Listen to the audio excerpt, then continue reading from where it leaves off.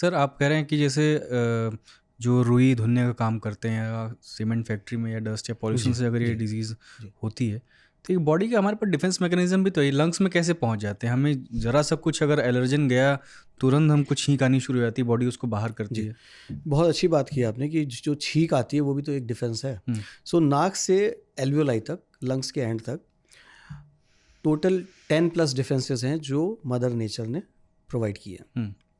पर जब आप पॉल्यूशन में PM 2.5 की बात करते हैं तो ये पार्टिकल जो है वो नैनो पार्टिकल्स हैं। ये पार्टिकल्स माइक्रो मिलीमीटर साइज़ के हैं, तो आप उन्हें इनहेल और एक्सहेल कर सकते हैं और वो पार्टिकल्स लंग्स में एल्वियोलाई और एकदम रिमोट एरिया तक पहुंच जाते हैं और हमारी बॉडी बहुत सारी चीज़ें हैं जो बॉडी उनको निकाल देती है। हम कॉफ करके निकाल देते हैं। म्यूकोसिलरी, जैसे आप मॉल्स में देखते हैं एस्केलेटर्स होती हैं, वैसा ही एक लिक्विड एस्केलेटर सिस्टम होता है जो सीलिया, जो बाल और बलगम जो है वो हम ऊपर की तरफ अपने आप मूव होता रहता है। ऐसे बहुत सारे डिफेंस सिस्टम्स हैं और हमारी लास्ट में हमारी बॉडी की वाइट सेल्स या डिफेंस सेल्स आती है जो उन पार्टिकल्स को एंगल्फ करके डिस्ट्रॉय करके निकाल भी देती है।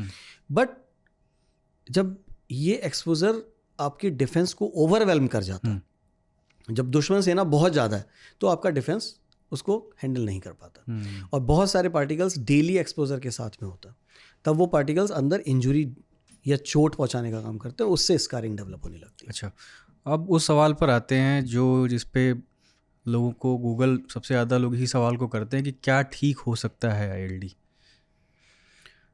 देखिए, ILD मैंने कहा अम्ब्रेला टर्म है, उसको सब क्लासीफाई करना इम्पोर्टेंट है।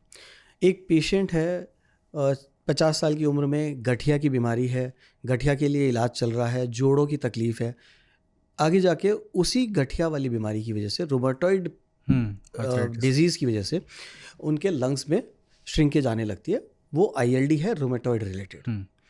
ये एक स्लो ILD है। 20 साल तक पेशेंट को बहुत मिनिमल सिम्टम्स होंगे। दूसरे स्पेक्ट्रम के दूसरे पार्ट में IPF है जो 60 ईयर्स 70 ईयर्स की एज में आपने डायग्नोस किया है, स्मोकर पेशेंट में डायग्नोस किया है।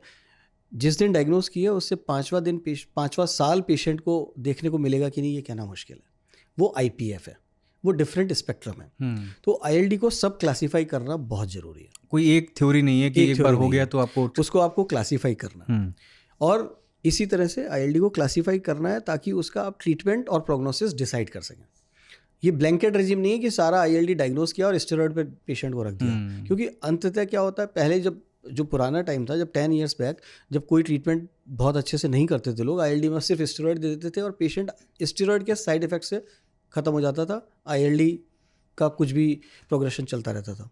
तो हमें ILD को क्लासीफाई करना है, स्टेज करना है और अकॉर्डिंगली उसका ट्रीटमेंट डिसाइड करना है। चलिए, मान लीजिए आपने इसको क्लासीफाई किया और आपने डायग्नोज कर लिया कि स्टेज पर है ये, और उसके बाद ट्रीटमेंट शुरू करते हैं। क्या हमेशा दवाइयाँ लेनी पड़ती हैं मरीज़ को? जी, आजीवन? जी हाँ। सो 5 to 7% ILD है जो रिस्पॉन्ड करेगी और रिवर्ट हो जाएगी या कम हो जाएगी। 90-95% पेशेंट्स ऐसे हैं जिनमें ILD स्टेबलाइज हो सकती है या प्रोग्रेस कर सकती है। अगर आपने अर्ली डिटेक्ट कर लिया है, कॉज फाइंड आउट कर लिया है और प्रॉपर ट्रीटमेंट चल रहा है जिसको प्रॉपरली मॉनिटर किया जा रहा है, तो ILD वहीं रुक सकती है या प्रोग्रेशन स्लो हो सकता है। Otherwise it's by nature it's a progressive disease. और वो सामान्य जीवन जी सकते हैं, जैसे ऑफिस जाना, टहलना? ये सब कुछ डिपेंड करता है आपने कितनी जल्दी डायग्नोस किया और कितना इफेक्टिव ट्रीटमेंट दिया। जो हम पीजन्स वाली बात कर रहे थे, जो पीजन एक्सपोजर से डिजीज हो रही है, बर्ड फेंशियल डिजीज जिसको बोलते हैं, या हाइपर सेंसिटिविटी न्यूमोनाइटिस HP बोलते हैं, अगर आपने फर्स्ट स्टेज में, अक्यूट स्टेज में डायग्नोस कर लिया तो ये रिवर्ट हो सकती है। महीना, 2 महीना, 3 महीना में ये बिल्कुल रिवर्ट हो सकती है। आपको एक्सपोजर को हटा लेना है। ये एक और चीज़ जो दिमाग में आ रही है, कुछ मेडिसिन हैं, कुछ दवाइयाँ हैं, पेशेंट ताने आने के लिए या सीजर्स के लिए एक मेडिसिन ले रहा था, उसकी वजह से भी ILD डेवलप हो सकता है। कैसे सर? वो मेडिसिन की इंजरी लंग्स में हो रही है। ये रिएक्शन है, बॉडी की एबनॉर्मल रिएक्शन है। अच्छा। आप उस इंजरी को हटा लीजिए, आप उस ड्रग को विड्रॉ कर लीजिए, कुछ दिन के लिए आपको स्टेरॉइड दे दें या कुछ मेडिसिन देनी है और ILD खत्म हो जाएगा। कौन सी ड्रग बताई आपने? जो सीजर्स के लिए मेडिसिन आती है। ऐसे बहुत सारी दवाएं हैं। एक दवा है एमियोडेरॉन, ये हार्ट की रिदम को नॉर्मलाइज करने के लिए दी जाती है। कुछ पेशेंट्स में, हजारों में से एक पेशेंट में ये दवा ILD कर सकती है।